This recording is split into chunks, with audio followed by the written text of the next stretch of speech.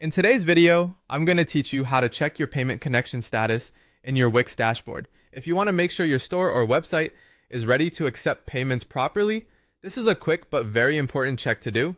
Wix makes it easy to review the status of your payment providers, and in this walkthrough, I'll show you exactly where to look and what to pay attention to.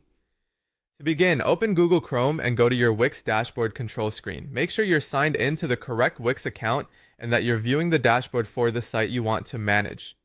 This matters because payment settings are tied to the specific site or business account you're working on. Once you're inside the dashboard, look for the settings area. This is where Wix keeps many of the core options for your site, including business tools, checkout preferences, and payment setup. Click on settings to open the menu. From there, find and select the Accept Payments option. This will take you to the section where your payment methods and merchant service connections are managed. Depending on how your account is set up, you may already see one or more active providers listed here, such as a credit card processor or PayPal.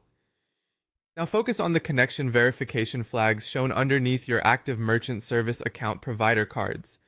These status indicators are especially useful because they tell you whether the provider is fully connected or if there are still setup steps waiting to be completed. For example, you may see a note that verification is pending, that some business details still need to be submitted, or that final confirmation is required before you can start accepting live payments.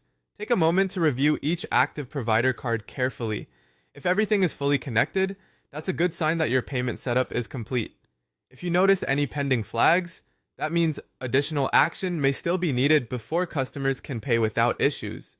This simple check can help you catch setup problems early, especially before launching a store, publishing a service, or running a promotion. It's a good habit to review these payment statuses anytime you update your checkout options or